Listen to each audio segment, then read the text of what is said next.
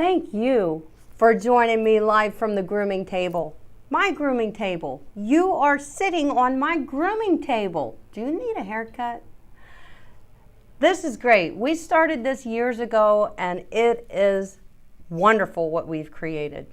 Having a place to learn proper dog grooming techniques and receive professional advice on tools, products, and where to get them is essential. Essential. And that's why I created this YouTube channel for you and your pets. Welcome to Go Groomer on YouTube. Tonight's topic is, why are dog grooming shears so big? I get asked this question a lot. There's a reason why dog grooming shears are made the way they are and why beautician shears, hairstylist shears are made the way they are. Dog grooming shears are perfect, and they do come in all sizes. I know that it's confusing, but I'm planning to help you out with that tonight. Completely. You're gonna love this live stream. Many people learning to groom, they find themselves very overwhelmed when it comes to dog grooming shears. I was one of them. When I was a beginner, I was very overwhelmed with the amount of dog grooming shears and what's good and what isn't. I didn't want to waste my money, but I couldn't afford to spend $500 on a set of shear as a beginner. So what did I do? You know, how did I work through that? And I'm going to share all that with you guys tonight so that you don't have to work through it. I've already made the struggles myself, and now I'm going to help you out. Dog grooming shears come in many sizes. On average, the average size of a dog grooming shear, meaning the average choice, the average dog grooming shear that is used for pet grooming is either a 6-inch, 7-inch, or an 8-inch. Those are your average, most often used shears. But how are you expected to know which size is ideal for you when you're grooming dogs, or especially when you're looking to purchase shears, even as a beginner? Let me show you a few shears. I have some hanging on my wall, but this doesn't even touch the amount of shears that I own. So these are some of my more favored shears, and yes, a lot of them are blending shears, guys. You know me very well, right? Yes, I love my blending shears, but for the most part today, we are talking about straight shears or curved shears, okay? The shears that we are going to use, you know, to do 90% of the scissor work when we're grooming a dog. And as a beginner, I didn't even use blending shears, and I don't suggest that a lot of beginners do use blending shears out of the gate. I want you to get comfortable with your straight shear or even a curved shear, but preferably a straight shear. I think that's where you should start. But they come in so many sizes, so many shapes, so many colors. They are overwhelming when you think about it. My shear collection is very large. The shears I just showed you, that's only a few of them. I have so many. 99.9% of the time, I use the same straight, curved, and blending shears on every dog that I groom. Wait, what? Why do you have so many, right? That's what you're thinking. Yes, on almost every pet groom, I still use the same shear, same straight shear, same curved shear. The blending shears may vary depending on the coat type. But why do I have so many? I keep adding to my shear collection. I've stopped this. I realized it was a problem, and I realized what my problem was.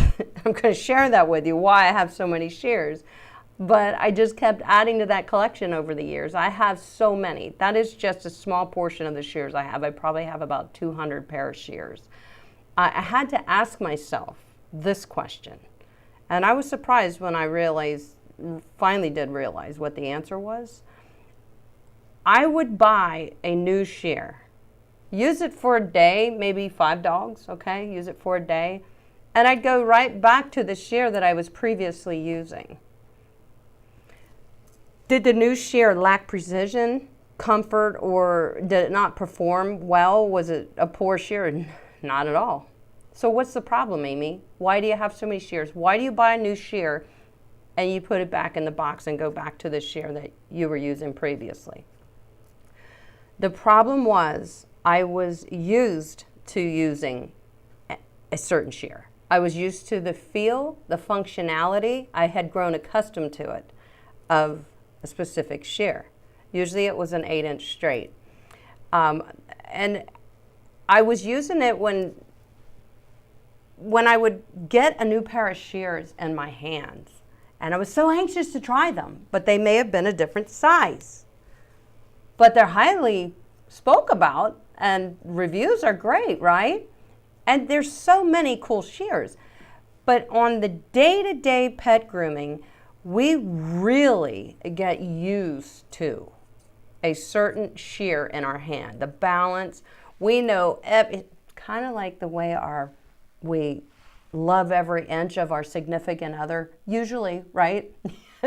You know every curve, you know everything about them. Well, it's the same way with your shear. If my husband's watching this right now, he's like, I'll show you some stuff later. Okay, we're not going to go there. But you really do. It is like that. You get used to the feel of that balance in your hand. When you pick up a different shear, you bought a new shear, you really do have to get used to that. Not that you can't. You can.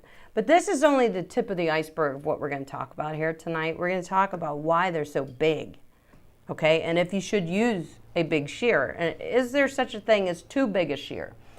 In my opinion, there are shears that go higher than 8 inches. There's 9, there's 10 inch. I think there's even bigger shears than that. But at that point, over 9 is okay if you're scissoring a big dog, very big dog. As long as they're a good shear and they're well balanced, it's okay. 10 inches for me, 10-inch shear was getting to be too big, where I just felt I couldn't handle the shear. But normally the 8-inch shear is perfect for me regardless of the size dog I'm grooming. And that is a big shear, right? So you're still like, why do you like these big shears? Why? I'm not the only one. But when I would get a new pair of shear, the problem was that I was used to feeling the functionality of the old shear that I was using. And when I would put a different shear in my hand, I was not all the way in tune with it. And it made me feel unfamiliar and not in control. And we don't have time as pet groomers to not be confident and not know that we can get our job done in a timely manner safely. It's very important when using dog grooming shears that you do feel confident using them.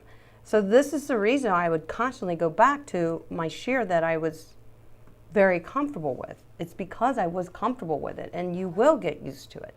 Every time you switch to a different size shear, when you've been using something else for a while, your brain and your motor skills have to relearn and adjust to the weight, to the size, to, judge the distance of the shank of the shear, as you're using it.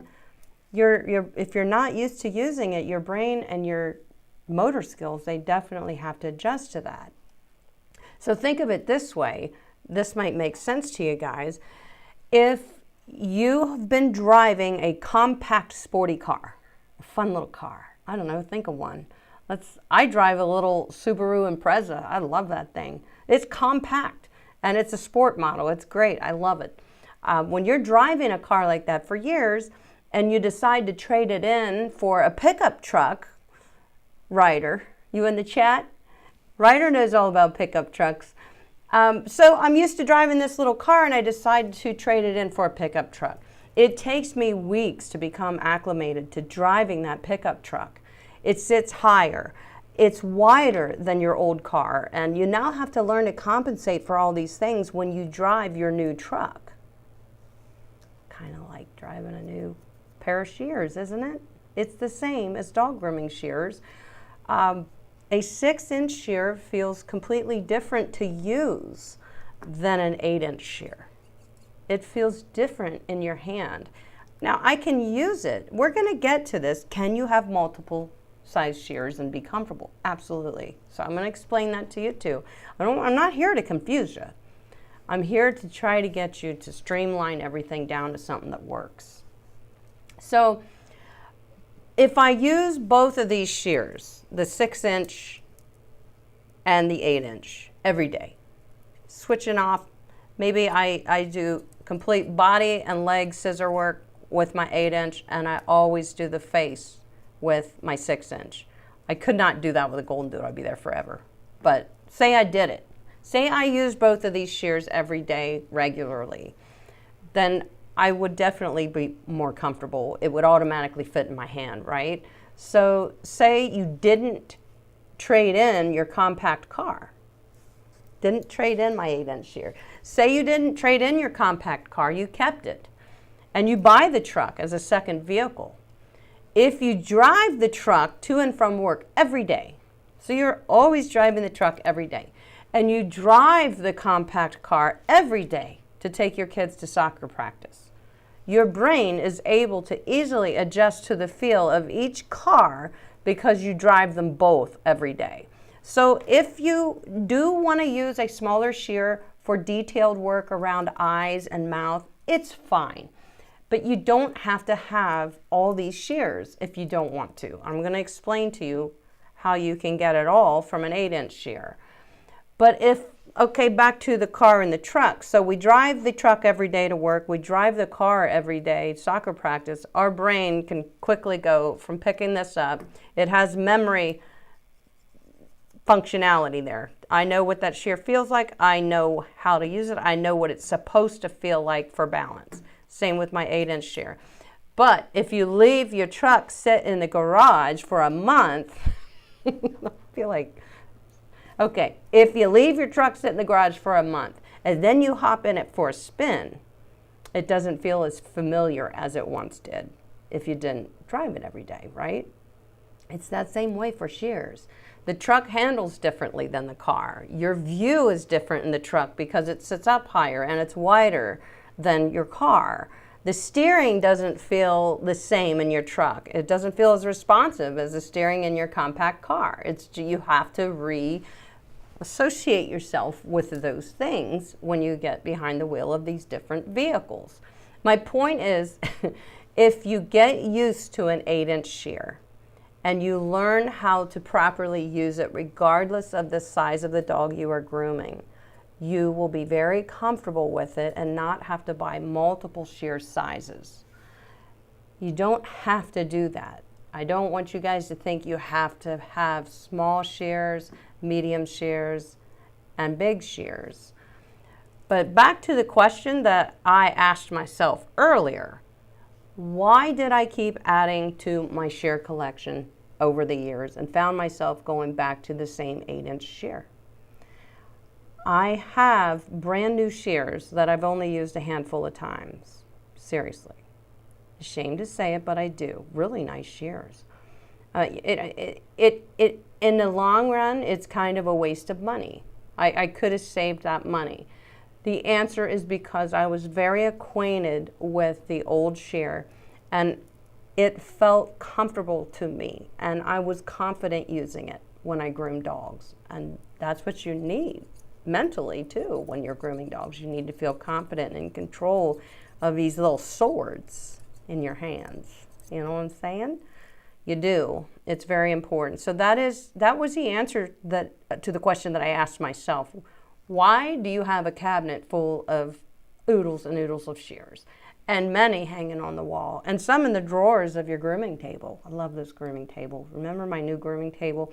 I'm making another video about it, show you how I use it to my advantage. But it's all about comfort and confidence, and you do get used to using, as long as it's a good pair of shears and it's well balanced and it's made of good metal, you get used to it. That's why I would go back to it, because it was almost like Old Faithful to me. I knew that I could produce really good work. I knew that I was very confident using it, and I knew that I was very accurate with my scissor work and how to use this shear. Judging the shank of this shear, you know, I may only be using the last little quarter of my shear. And then judging the shank of this shear is a whole different, I have to reassociate my brain with that, you know, because when we're trimming hair, we want to only be trimming hair. No skin, no flesh. You know, we got to be very careful. So let's think of something else. Court jester, you're going to love this one. Rambling court jester. Do any of you play acoustic guitar? Raise your hands. Or have you ever played acoustic guitar? Anybody out there? How does it feel when you pick up an electric guitar? Does it feel different? Well, the strings are closer together on an electric guitar, and you don't have to press as hard on the frets to play the electric guitar. The body of the electric guitar is smaller, and it feels different when you hold it, right? So it feels different. If you play both guitars frequently, you'll automatically adjust regardless of which guitar you pick up to play. You'll be used to it because you play them frequently. You play them often. Your body, your brain already understands the difference in that balance. But if you don't play the acoustic guitar for, say, 3 months, it'll take you a hot minute to reacclimate yourself to it. So that's the same way with shears. But we haven't exactly gotten down to why they're so big. We're just explaining why you need to learn to use an 8-inch shear and not have to worry about all the others. Daily pet grooming does not allow for all this time that, you know, we can't waste time. It doesn't. We have to know what we're doing. We have to assess our grooms, each one, and we have to get down to it, and we have to rely on the tools that we've chosen. So having shears that we know are going to produce accurate work because we're accustomed to and we can control them perfectly is very important. Now, in a minute, I am going to show you, I'm really going to show you, I'm going to blow the screen up a little bit, take the chat off for a minute, but not yet. You keep chatting. In a minute, I'm going to show you how to become very proficient with your 8-inch shear, and you'll not feel the need to own multiple shears of different sizes. And that's where I wanted you to get with this. That's where I found out that that's where I naturally went in my grooming career, was back to what always felt good and what I didn't have to keep switching out if I could groom any dog with an 8-inch shear. But before we get there, for me to show you that demo, you may be wondering if there are differences between the shears used to trim human hair and the shears that are used to trim dogs. And I think you know this, there are big differences. If you've been hanging out with me, you already know that. But if you're new here, welcome, and now you know. So I'm glad to see any new faces, by the way, and I'm welcoming all of you here. It's so good to see you guys. There's quite a few of you in here right now. Thank you. So, yeah, there's differences between beautician shears for humans and pet grooming shears. Dog grooming shears and hairstylist scissors may look similar at a glance, but they are designed very differently for different purposes and features, for good reasons. For new dog groomers, understanding the differences between shears is definitely important. It's essential to selecting the right tools and achieving professional results while maintaining the comfort and safety of the dogs that you groom. That's important too, and your comfort. Your shears should feel good in your hand. So let me talk about some of the differences between the beautician side. Typically, beauty shears are small, okay? So you've noticed that. Dog grooming shears are big. That's what we're talking about here today. Let's talk about those differences. Dog grooming shears typically longer, they have longer blade lengths. A small dog grooming shear is a 6-inch shear. That's small. This is considered a small shear. This is kind of a big shear for a beautician, though, this size. I'd say they use maybe 5-inch shears. So dog grooming shears, they range from about 6 inches to 10 inches. That's a big range of, that can get pretty big, right? The longer blades allow groomers to cover more surface area on the dog's coat with fewer cuts. That's important, making it ideal for us handling those large sections of area of fur that we're trimming on a dog, the legs, the body, even the head. Some dogs that we work with are pretty big. We need a shear that has the real estate that can cover it, but also we can tone it down and still use that same shear for detailed work. That's important. Longer shears also provide smoother lines on the dog's coat because you're not taking so many chomps. And it's true, your 8-inch, 9-inch shears on a bigger area that you're trimming, whether it's legs or it is a bigger dog, Your longer shears are going to give you better accuracy. It's going to look nicer. It's going to be smoother because you're not going to have to make as many cuts to line everything up. So it's essential that you don't have to make 40 cuts down a leg. I mean, you can, but you don't have to. And you're going to be very accurate. It helps you to balance your work. And now hairstylist scissors, on the other hand, they're usually shorter, always shorter, ranging from 4.5 inches to 7. 7 inches is kind of big for a hairstylist shear. But they're designed for a more precise cut on a smaller area, on a flat surface, human hair. It's just, they do different things. The shorter length of hairstylist shears offers them better control for their detailed work. They do very detailed work when they're trimming human hair, which isn't as crucial for most areas of a dog's coat. We're trimming a larger area. Another thing about the differences in the shears on the beauty side versus dog grooming is the honed edge and the blade type. They have usually a full convex edge on their grooming or on their shears. Beauticians do. If you're a beautician, you've probably heard that word before, convex edge. Whereas dog grooming shears, this is the convex edge. So that means when these two blades clamp down, what's happening? A convex edge is like surgical sharp. It is like, it's hitting it and it's getting it. But often the convex blades or convex blades are sharper and they're designed for smooth, precise cuts, ideal for soft, fluffy coated dogs. So that's why in dog grooming, we usually you'll hear semi-convex. That's typical of what's happening here with these two cutting edge blades. The honed edge is semi-convex, whereas it's complete convex on beautician shears. Because pet hair, dog fur is different than human hair. And it's designed that way for a reason. Some shears also have a micro serrated edge, like mine, these do. My Sapphire shears have a micro serrated edge, which helps to grip the hair and prevent it from slipping out when we're trying to trim it. Very precise, very accurate. You go and use a micro serrated edge on human hair, and you know, it may be a little damaging, and it may not do the same thing that it would do on a dog's coat, because it's different, you know. The honed edge on dog grooming shears is made to handle the many textures and densities of a dog's fur, including mats and tangles too, without dulling as quickly.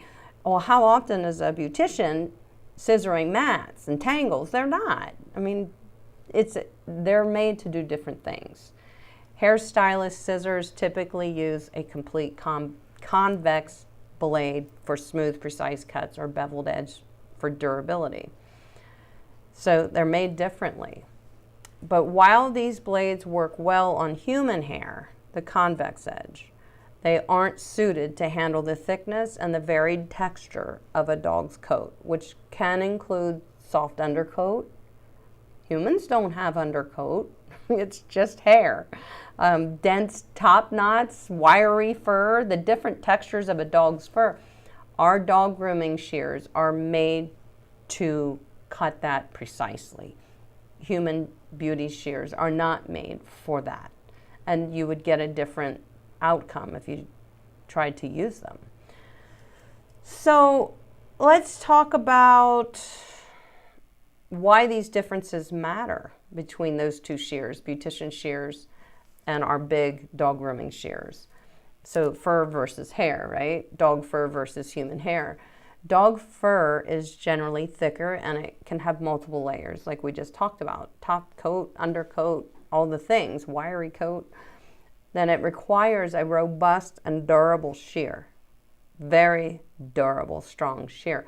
Human hair is uniform in texture and it's easier to cut and it's much more well behaved versus our dog's coats usually.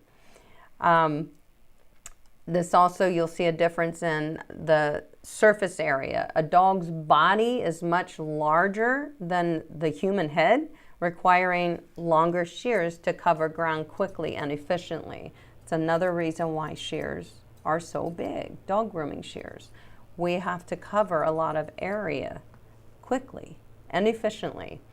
Maintenance on beautician shears versus dog grooming shears is completely, these puppies have to be durable, dog grooming shears. Dog grooming shears need to withstand constant cleaning, so chemicals, disinfecting after each use, which is more frequent, and the use of a dog grooming shear is vigorous, as compared to hairstylist scissors.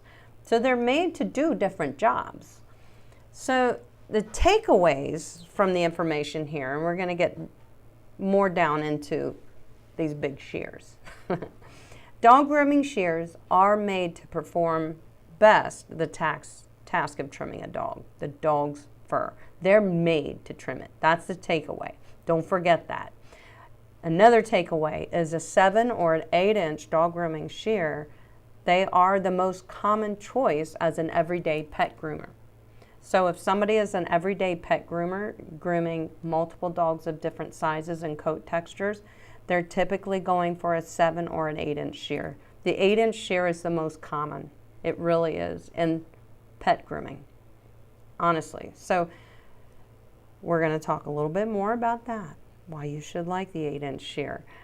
You can groom dogs of all sizes. Obviously, the shear's right there. You're used to it. You're used to driving this truck, right? You don't have to get used to it. You get yourself used to it and you keep driving the truck. This is your little truck. So it's very important to know how to use your dog grooming shear for all areas of the groom when grooming a dog. That's expected. So you need to learn that. And I'm going to give you some demonstrations here in a minute. And can't wait. So what do I mean by that? I mean that when scissoring the legs, you open the shear further, resulting in removing more coat with each scissor stroke.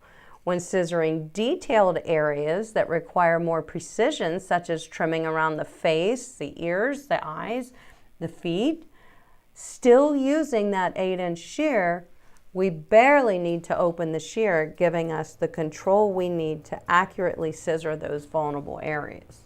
Now I'm going to show you some up close and personal stuff on that. It's fine to purchase a 6.5, 6-inch shear, whatever you think you would like to have as a little detailed shear. It's perfectly fine to purchase that shear to perform the work in those small detailed areas around the eyes, ears, if that is what makes you feel comfortable, but you need to use it every day and often so you stay very well in tune with it.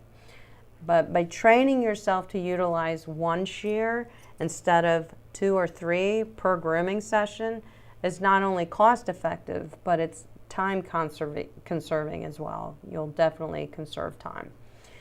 Not to mention relying on 2 or 3 shears to complete every groom means that you'll have to keep 2 or 3 shears sharp and maintained.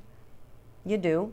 And you also need to have a backup, because at any given moment you could drop this precious little truck and it's not even going to cut anymore because the blades got out of whack, and you have to send it out to those professional shear magic people like Kenji and have it fixed. And they can fix it. A good pair of shears will last you a lifetime. I mean it. You get them sharpened as needed, which typically, depending on the type of work and the type of the condition the coats are in, if they're dirty, matted, and nasty, they're going to dull faster. But shears are meant to be sharpened. I know I talked to my beautician, and I say, how long does a pair of shears last you? And she goes, well, forever. And I said, really? And I said, you obviously get it sharpened. She said, of course we get them sharpened. She said, we have a guy that comes in and we get our shears sharpened. But she said, yeah, they last us forever. So that is kind of the same thing with our shears as dog groomers. You don't use a pair of shears and then if they go dull, you throw that $120 pair of shear away. You don't do that. You get it sharpened. And Kenchi's where I send my shears. I think they do a fabulous job. It's always a good idea to have a backup though, because when I send one for sharpening, I may be without it for at least 6 weeks. It could be 6 weeks if they're busy, because they have very skilled people sharpening those shears, but there's not many people that know the skill of shear sharpening. So that's why we have to wait. And hey, if more people want to learn how to sharpen shears, then we wouldn't have to wait so long. And there's a right and a wrong way, and I wouldn't trust my shears with just any sharpening service. It has to be a sharpening service that specializes in dog grooming shears. That's who I want sharpening my shears, because they understand dog grooming shears do have serrated edges. They understand how to hone that edge back on there. If you send your dog grooming shears to a beautician sharpener that's not familiar with dog grooming shears, you'll get this back sharp, but you now have a different cut. You're going to notice that. You've lost your micro serrated edge or whatever. So it's important to understand you need to send them to somebody, a reputable company that sharpens dog grooming shears. That's important. Having multiple shears on your grooming table can definitely result in them being dropped, or when you're trying to switch from shear to shear and you drop it, knock it off the table, or the dog kicks it on the table, or the dog steps on it. You always want to keep your shears closed when you set them down. So when I'm working and I go to set my shear down, I close the shear and I set it down. If the dog steps on it, he's not stepping in the middle of a razor sharp blade. Very important. Keep them closed, put them down. And I'm constantly combing, scissoring. Close my shear, put it down, combing, scissoring. Repeat, repeat, repeat, repeat. Make sure they're closed when you set them down, in between combing your dog, while you're scissoring the dog. It's really important. They're sharp. And the dogs, they do get a little dancy on the table, and that's okay. That's understandable. Sometimes they're tired of standing. They're going to get a little dancy, or sometimes they're just a little fidgety by nature. Some dogs are that way. So you just want them to be safe. You want to keep your shears closed. But if you have multiple shears because you want a different size for every area of the dog, you've got a lot of shears there on your grooming table that you're switching back and forth between. You better be sure that you drive both of those trucks every day, so it's easy for you to switch between the 6.5-inch shear to the 8-inch shear. You want to keep driving these trucks if you're going to keep switching around. But my point today is you really need the big guy, the 8-inch shear. This is what you need to do any of your work, regardless of the size of the dog, the coat type. Your dog grooming shears can handle any coat type, definitely. Investing in high quality, purpose-built dog grooming shears is vital for achieving professional results and ensuring your tools last you. The differences between dog grooming shears and beautician shears are plentiful, but each has their own reasons. While hairstylist scissors might seem like a convenient substitute, they are not. They will not perform the same way on a dog's coat, and they can cause frustration for you if you're like, well, I'm scissoring, but it doesn't look right. Uneven cuts, imperfections in your scissor work. You could even harm the dog. Their shears are very sharp too. So having the shear that is capable and comfortable for the job is ideal, and that is a dog grooming shear. There are specific shears for dog grooming, and they typically are 7 to 8 inches, which in your mind you think that's big. It's not. It's the perfect size for grooming dogs. Always choose your shears designed specifically for the demands of dog grooming. That's the first thing you always need to do. So let's do some little demoing right now. Oh, what happened here? Hang on a second. I think I wanted to show you two up close. This is my shear. I mean, that's a big guy. And if you look at some of these little shears here, and then you see a shear that big, it can be intimidating for people to think that they can control that shear, but I'm here to tell you that you can. You can control it. You can learn how to control it, and I'm going to show you how right now. So there's a couple things that I wanted to take a look at. Hold on a second here, guys. Let's see here. I want to make sure I don't forget to show you what I want to show you with these shears. I'm going to, hi. Hi, you guys are chatty. I'm so glad you're here. Thank you for coming. I'll give you an update on Gus in a minute too, okay? And if you do have questions, because we're going to get to the Q&A part of the show here in a minute, so just press and hold the dash key down on your keyboard in the chat and type your question. That way I'll see it and I'll be able to get you an answer, okay?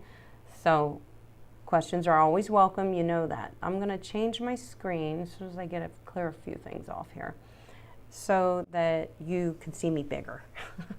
Just for a minute. So let's take a look at the difference in the functionality of a 6-inch shear and an 8-inch shear. Actually, I think this is a 6.5. This is a 5-star Kenchi curved. This is a very nice shear. Really lightweight. It's definitely a good bit smaller, right? A good bit. So let's talk about some of the differences. So when I'm scissoring, say I'm trimming the head of a dog. So I'm rounding in that top knot. Well, my 8-inch shear is going to give me plenty of real estate to be able to take as few of scissor strokes as possible while I get accurate, precise work. So I'm going to have to make a whole lot more movement and scissor strokes with my smaller shear. Well, then I'll step back, comb it up, and look at it, and I'll see that I got to go back, fine tune, it's a little uneven, comb it up, got to go back. You get more real estate, you get more accuracy when you get comfortable using your 8-inch shear. The point of it is being comfortable using an 8-inch shear. You will get used to it. You have to use it. If you rarely use it, and you're using the little guy, the little compact car, so often, and then you go for that 8-inch shear to do the standard poodle top knot or whatever, it's going to feel weird in your hand, and you're going to feel like you're not friends, like you don't know this shear, right? You're going to feel that way. So by using it for everything, you will be able to control this shear so well. When we want to do our detailed work around eyes, lips, ears, say I'm scissoring the ear leather of a miniature schnauzer. Well, that's right up to the ear leather, right? Well, I'm only having to open my shear. Watch my thumb. I'm only having to barely move. It's by not having to create a lot of motion, you're not allowing your shear to move a lot. Because if you're doing a lot of motion, it's hard for you to hold this all still. But if you're in those detailed areas, you really only have to open the shear the tiniest bit because you're only using this much of your shear. So as I'm scissoring around the ear of a schnauzer, look at my thumb. I'm barely, that gives me a lot of control. If I have to do this, look at my shears, they're bouncing all over the place. Certainly wouldn't want to go out a schnauzer ear like that. So just by using the large shear, it kind of already sets you up for accuracy, and knowing that you're only going to be using this much of your shear, you only have to open your shear about that far, which creates hardly any movement in your hand, which isn't going to let your shear do this.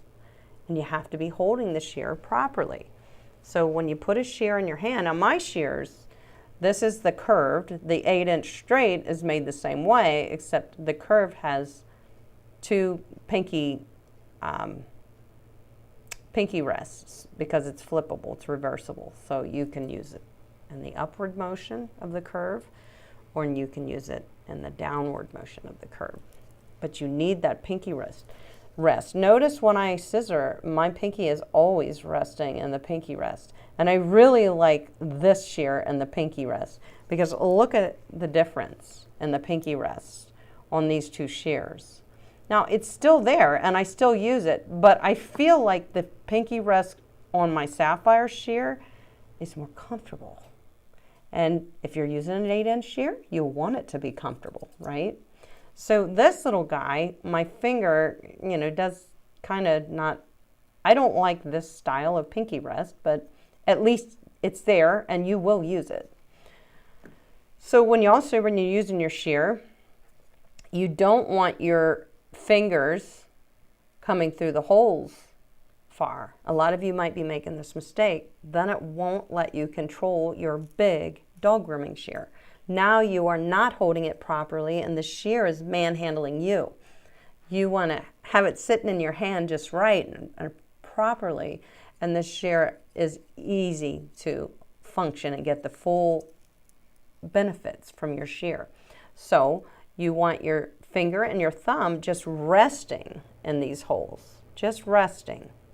That's it. You don't want to push them through. For one, you're going to grind your shears because now you're kind of holding your shear then at that point. You want your shear to be resting in your hand. And look, it is. It's resting. Now I got a grip on it, but it's just resting. And my Sapphire shears have these little insets that naturally puts your fingers in the position that they're supposed to be in order to balance the shear in your hand so that you have accuracy. You always want to use that pinky rest. Your ring finger always goes in the finger hole of your shear. Your middle finger and your first finger always support the shank of the shear here, like this, to hold the weight. That's what your fingers are. This is why shears are designed the way they're designed. So these two fingers are holding the weight. Now you're not holding it. You don't hold a shear like this. You rest it in your hand and you only move your thumb. Because by keeping that the top blade still, that's what's giving you accuracy in your scissor work. By only moving your thumb. So that's the way you hold your big 8-inch shear in order for it to work properly for you and to feel the best in your hand and to not tire your hand. That's very important too. Now this little guy feels great in my hand because he's so little and lightweight. And this is a different design shear. This shear is very nice to work with. But unless I use it often because it is so small and I'm used to covering a lot of ground with my bigger shear, I have to kind of work harder to get the same finish with a smaller shear. So I just don't go for the smaller shears unless it's a blending shear and it's appropriate. It's on a tiny area of a dog or a small dog. But even my blending shears are 7.5 inches. Yeah, these are my blenders, but notice how they have they're built for comfort. See the nice pinky rest and natural position for your fingers? It's so balanced. It's so balanced. And if it's balanced, it won't feel heavy. But the idea to be able to go from trimming face, ears, to down the legs, having an 8-inch shear is going to get you there so fast. So get used to using your 8-inch shear. Practice on paint rollers. Remember, we've done videos about that. We've talked about it. We've had lessons. I did it in my Dog Grooming for Dummies. I have a quick little demo, that video, Dog Grooming for Dummies. There's a quick little demo in there of how you can use paint rollers on a paper towel holder to practice your scissor work. So you're not only getting better at your scissor work, but you're getting better at holding your shear properly so you can get the most out of that shear. That's important.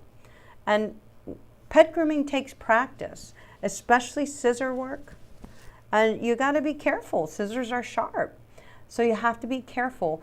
But you will never be able to be good at it until you do it more and more, just like playing an instrument, riding a bicycle. You can't do it once and not get back on the bike and think, well, I nailed that. Well, you're still a little wobbly. You have to perfect it. And same with scissor work. You have to perfect it. But don't be intimidated by dog grooming shears and say they're big. They are big because they're supposed to be. They have a job to do. And it is way different than when we go and get our hair done, our crazy hair, at the beautician. You know, their shears are designed to do different work than what we do as pet groomers with grooming dogs. Full body grooms, it's different coat textures, different hair texture, you know, different density, undercoats, top coats. We have all that to deal with dogs. So you want a workhorse shear. And that's what my shears are, the Sapphire by Amy Lee. Amy Lee, there's a set of 3. You can buy them individually. They're linked below. Or you can buy the whole set and save a little bit of money. But they are made to cover all the bases of grooming. So if you're a new groomer, I think those are wonderful shears for you, especially to get started with and get using a good 8-inch shear. When I started grooming, I started with an 8-inch shear. That was what came in my grooming kit. So that's what they recommended. And it felt awkward to me. It's supposed to. Just like when you start playing guitar, it's supposed to feel awkward. If it feels great immediately and you just nail it, then you're some kind of genius. So that's pretty awesome. But not all of us will have that when we play an instrument. We have to perfect our skill. We have to train our muscles to do these things that they don't normally do. But using a good 8-inch shear for pet grooming is what I recommend. And it is the most common size, the 8-inch in pet grooming.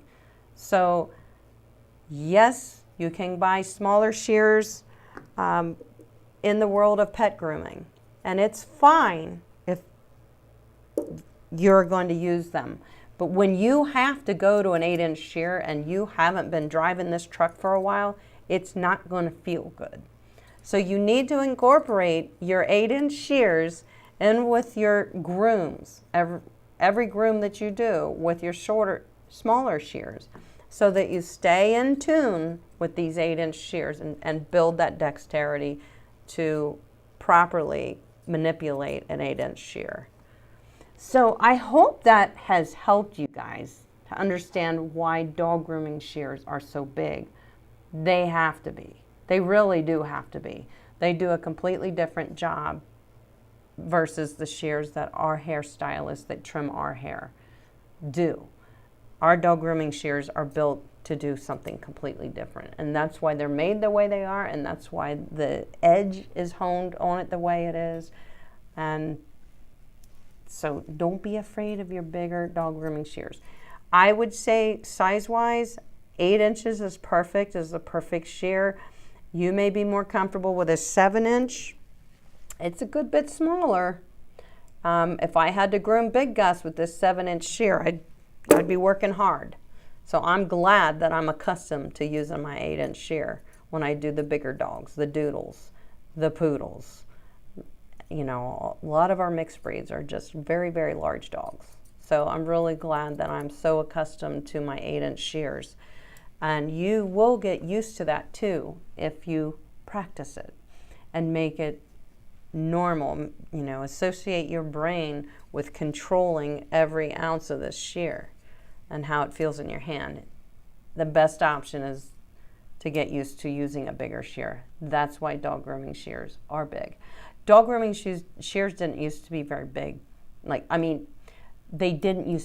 were always big. They didn't used to make all these little 4.5-inch shears, 5-inch shears. That was rare. They were all 7, 8-inch shears. That's the way they're designed for the job. They have to be that big. So I hope that helps you guys. I'm going to jump in here. Look for your questions. I see some lines. I see some good questions coming in here, and that's awesome because your questions help other people too. So don't forget that. So let me just, this thing is, sorry, Apparently I touched something and everything's going wacko. Don't touchy, no touchy. All right, I see, I'm just going all the way up. I see my favorite dog dad and Janelle super chatted me. Happy 2025. Thanks, Janelle. And my favorite dog dad, which is David, is in the chat. Did I overlook any more super chats? Because y'all are getting saluted. Everybody, put your hands up for Janelle and David. I really appreciate the super chat. Where is my super chat song? I have a... Thank you, guys. I appreciate that. I really do. And thank you. Yes, we're going to have a wonderful 2025. We're going to do awesome things together, just like we have in all these past years that we've been getting together. But thank you for the super chat. Let me start at the beginning with your questions, all the way to the top. Get up there. All right. I see Ramblin' Court Jester says, do you think they call it blending shear because a shear was dropped into a blender? Just kidding, haha. Anyway, hope you had a great new year. Yep, I don't think it would make a beautiful sound if you drop your blending shear into a blender. Yeah, that would be a massive fight. Those blades and these blades would be fighting to the death, no doubt.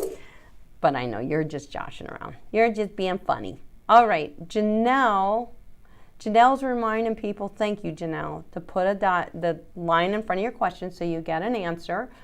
I will do my best to answer. I see Jenny's here. Hi, Jenny.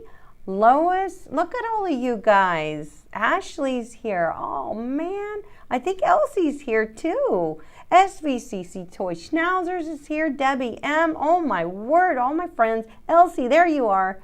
Thank you, guys, for coming and hanging out. I'm glad you're here. All right. Rambling Court Jester said, I heard the truck. Yep, sure do. Yeah, you get that. I know you do. All right, so I'm going to answer some questions as soon as I find one. Don't forget to hit the thumbs up, everyone. Thank you, C4. I'll give you guys a thumbs up, too. How about that? Because you came here tonight to learn more about dog grooming. I am not seeing, there's a question. I was going to say, I'm not seeing questions, guys. Are you not putting the lines there? All right. Rambling Court Jester, follow up with your question. Yeah, I think there were some questions in there, but they don't have a line in front of them. I can't sit here and just read the chat. I'll be holding you all up. Perfect Pup says, does Kenchi sharpen clipper blades too? Yep, and that's a good question.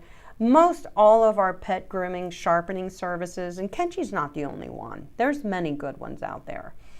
They all sharpen blades too. And those are the guys that you want to send your dog grooming blades and shears to, because they really understand how the blades work and why they need to do what they need to do and how to properly put them back together. So yes, absolutely, Kenchi does. While we're talking on that subject, reach into the handy dandy drawer here on my grooming table. I have the Wags table. You guys remember that video. I love this table. Our 5-in-1 or 4-in-1 clippers, such as this is the Kenchi Flash 5, these blades are not sharpenable. They are not the same as our detachable blades made for the Wall KM10 and this AGC. Those are all detachable blade clippers. Joyzy Raptor, Joyzy Falcon, Andis, Pulse, all these are detachable blade clippers, and those blades can be sharpened. But the different blades for our 4 and 5-in-1 clippers cannot be sharpened. So, but what you can do, I know Kenchi does offer something if you send it back, like a recycling, or maybe they just offer to recycle it for you, but I think they give you a few bucks towards your 5-in-1 blades. Check the website. I'm pretty sure I read that. I usually just throw them away.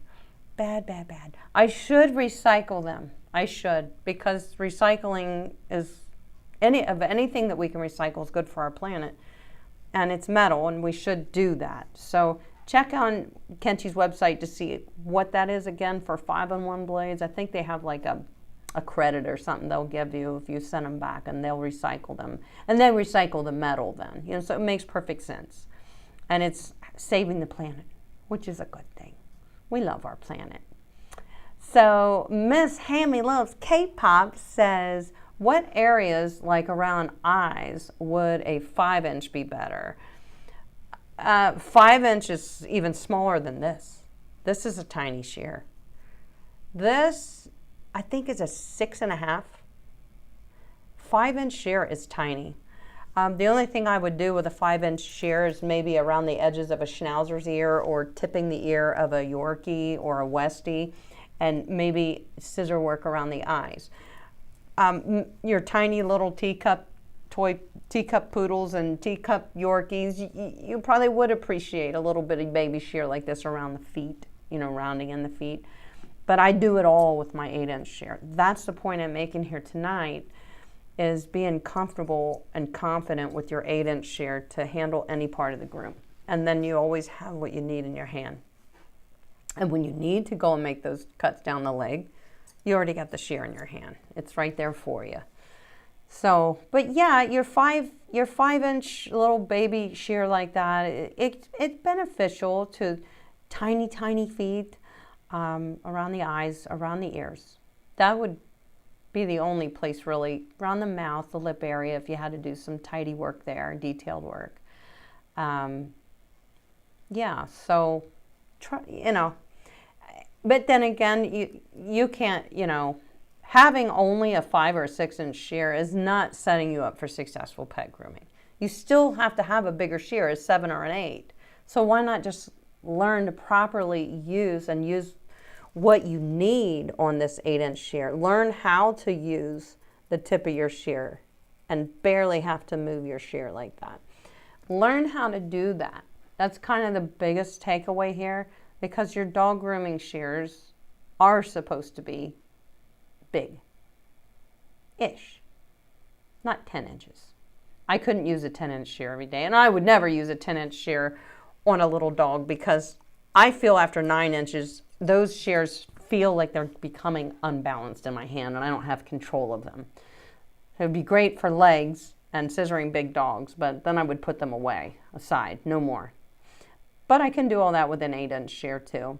Lois says, Amy, I'm so happy to report that I used my Sapphire curves to trim Squirt's tail, ears, and around the paws for the first time. She was calm and still enough for me to feel comfortable doing it. That's awesome. You have a good working relationship with Squirt. But I also know that you've been working with Squirt on the table, teaching Squirt that the grooming table is a safe place before you even had to pick up those shears. That's important. We can't expect a dog to trust grooming if they don't know what it is. So I'm proud of you, Lois, and I'm proud of Squirt. If Squirt's there, it's like, give her a little pet for me. It's good. I'm sure you guys are enjoying working together too. That's something special when you work with your own dog. Janelle says, I really love Amy's Sapphire shears. Thank you, Janelle. I know you were one of the first to get them when they came out several years ago, 3-4 years ago. They are wonderful. I love them too. Katie Benedum says, I can't seem to find a left-handed Sapphire shear. They don't make them. Do you know if they carry them? None in the Sapphire. Kathy, I'm sorry, this is Kathy. They don't make my shear. They don't offer that as a lefty. So that's the only downfall to my shears.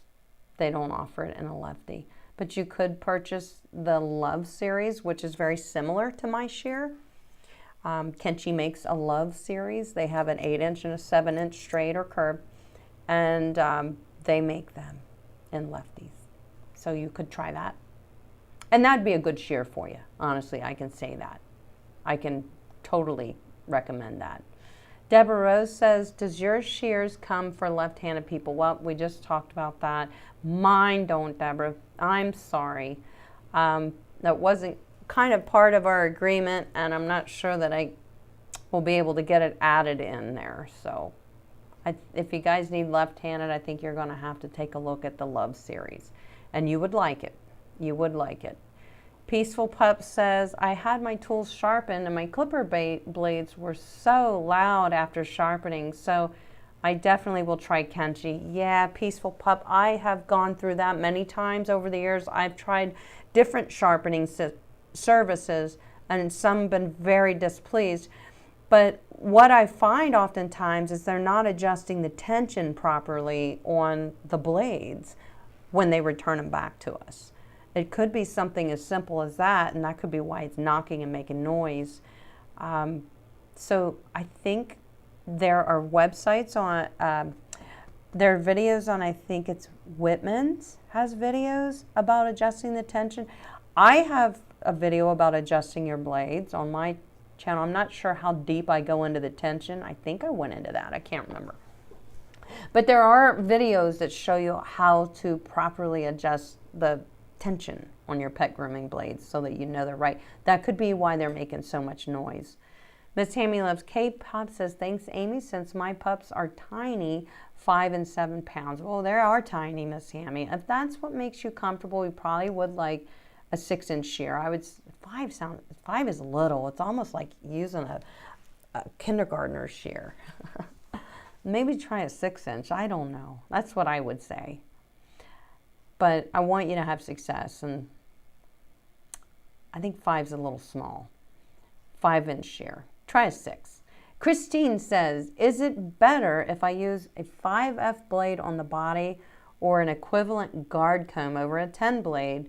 What would the difference be, please? Good question.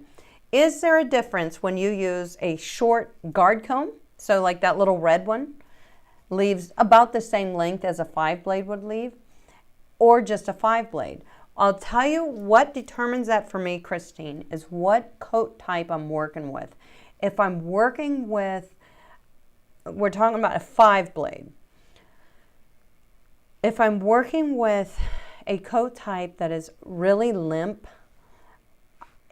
say a Maltese, I'm doing a pet trim with a 5 blade on a Maltese, I'm probably gonna like the 5 blade a little more. I feel that the limp hair is just going to fall away from the, ow, I just got a cramp, the guard comb. So I feel that limp hair, and like a Yorkie too, may tend to want to fall away from feeding into the cutting edge of the guard comb. However, sometimes I just do skimming on those coat types, like Yorkie, even Westie, because they have an undercoat and then they have a wiry coat. Maltese, and I can skim a lot with my guard comb, and it looks pretty. For poodles or something really tight, scissory, I love the blade. The blade just makes it so precise. But if I want anything longer than, you know what, a 1/4 of an inch of hair, I've got to use guard combs, because our blades, we do have a there's 3.5 blade, I think Andis makes. I don't like it. I feel that it's too long. The teeth are too long. It doesn't feel good to me when I use it. So the highest I go with a blade setting is a number 4, and anything that needs to be longer in length than what a number 4 blade will leave, I use my guard combs. Just like it or not, I use it, and I try to follow the lay of the coat. But on a real soft cottony coat, you would like the blade better than the guard comb. The guard comb is going to look choppy. So those are kind of some. Pac-Man Bob, haven't seen you in a long time. Thanks for popping in here. Oh my gosh, how have you been? It has been a long time. I hope you have been doing good. What, have you just been working second shift? You can't hang out with us anymore? Well, it's good to see you. Christine, good question. Thank you for asking that.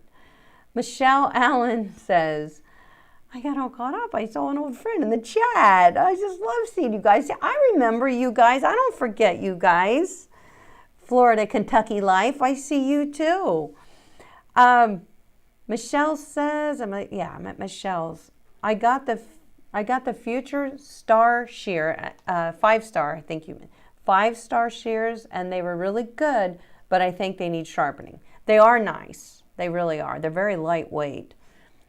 And yeah, shears, they need sharpening.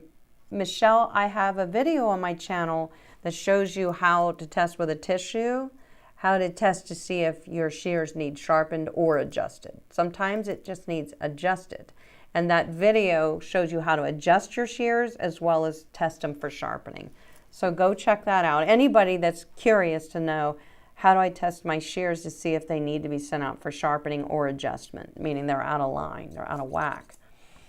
You can watch that video. I think on the thumbnail is one of my shears, and it points to this and it says, are you doing this with your shear or something? I don't know. But it talks about shear care. So go check that out. That'll help you out a lot so you can determine if they need to be sharpened. You're welcome, Christine. Kathy says, do you use a blending scissors after using an 8-inch Sapphire? Yeah, Kathy, I use blending shears. I think I have to say on every dog. After I scissor, I'll comb everything back up, and if anything's uneven because my scissor work is not perfect, then I just soften it right off there with my blending shear and it looks great. So I always use my blending shears almost to do the outline finishing work that I did with my shear. So just anything that I need to soften and make look nicer, I will go over the body, the legs, the face with the blending shear and soften away any imperfections of my scissor marks. If there are any. I'm so perfect, there's never any scissor marks. That's not true. It's always scissor marks. And that's what my blending shears are. I call them my magic eraser. So, yeah, I love to use them always in every groom. I'm so impressed, Amy. I'm just glad to see you, Pac-Man Bob. I hope you're doing great. Michelle says, thank you. My husband's been in the hospital. I've missed being here. Michelle, I'm so sorry to hear that. I hope your husband's home and doing better. I hope you're both doing better. I'm sure that was a lot to go through.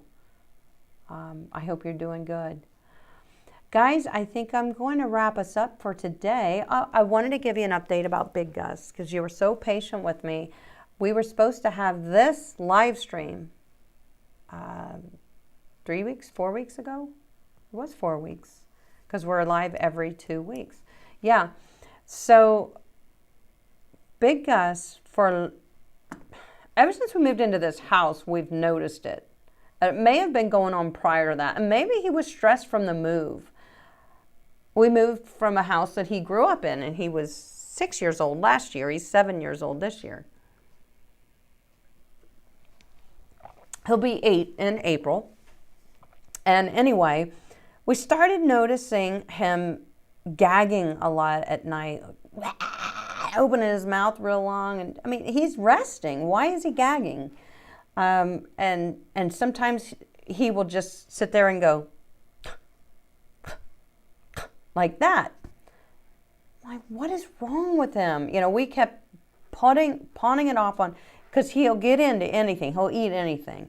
I'm like, he's eating stuff and it's not agreeing with him, you know, and he usually never ever threw up. So there was nothing, these heavy gags did not result in throwing up. So I'm like, that didn't make sense. So finally, it got worse. It got worse about the time a month ago when we were scheduled to get live.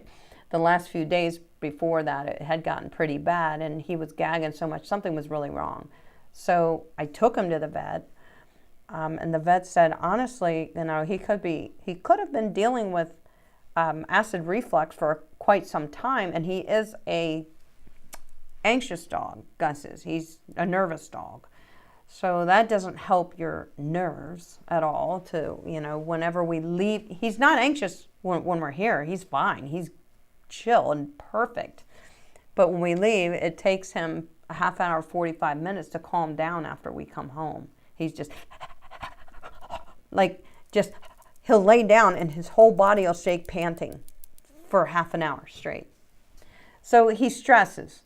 And long story short, the vet feels like, and we're still not done, we just finished the first medication. Today was his last pill. It was for 4 weeks.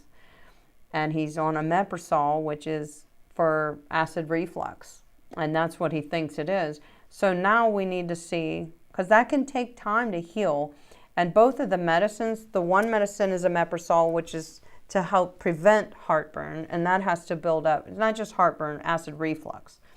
And that has to build up in the system. So it can take a little time.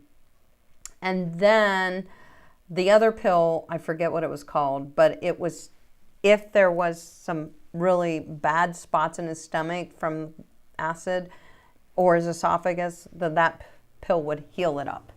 So the combination of those two is what he's been taking. And then the healing pill was only for a month. So he just took his last pill today. That one's over. Now it's just omeprazole once a day. And then we need to revisit the vet and see if we're on the right track. So we're hoping that's all it is. I did not get a new dog. It's my friend's puppy, Janelle. She's so cute. Her name is Ice. Did you see my story on Instagram? She's so cute. Yes, I had to go visit. And she has 2 other labs. And the other lab in the video that was with me, her name is Rain. I love her so much. She's so precious. But yeah, everybody kept asking me, did you get a dog? No, we didn't get a dog. Kathy says, do you use a blending scissor after? Oh, I already answered that. Michelle, thank you. My husband has been in the hospital. I've missed being here all. Carrie says, this is about clippers. I dropped my wall clippers. The end broke off. The end. The blade? I'm not sure what end. Can I still use the clipper head? Oh, you mean just the little housing piece that just sits at the top of the clipper? I don't have my clipper right here. Well, it would be like this little piece right here that broke off. I would not. You can get a new one, or I would think that it should snap back on. I would think it should. But no, you're going to get all kinds of hair and gross stuff down in the working area of your clipper, and that could end up being bad for the clipper. Yes, Ashley, that's exactly what it was. Sacral fate. That's what he was on for a month, and he just took his last one. So we're hoping that that cleared up any bad spots that were there from a long period of time of him maybe dealing with acid reflux, if that's what it is. It seems like it is. He still does occasionally do the like that, like he's clearing his throat. And then we heard him the other night, I think it was Saturday night, in the middle of the night, he did his, and I was like, oh no, he's not better. But then, you know, Alex and I were talking, and we realized that if he does have some damage in his stomach right now from acid, it's going to take time to improve. And it has drastically improved. I mean, like, this was going on every day. And now it's, I think that was the first time I'd heard him do it in maybe 2 weeks. So hopefully, yeah, me too, Christine. I think he's going to be okay. If not, we're going to find out what's wrong. We're going to keep moving. That's what we'll do, because we already decided whatever it is, we're going to see to it that he gets the care he needs, and hopefully it's something that we can correct. So, yeah, he's a good boy. I appreciate you guys coming here. It's been great hanging out with you as usual. It's always great hanging out with you. I will be hanging out with you again in 2 weeks. So we'll do another cool live stream together and hopefully learn some new things together like we like to.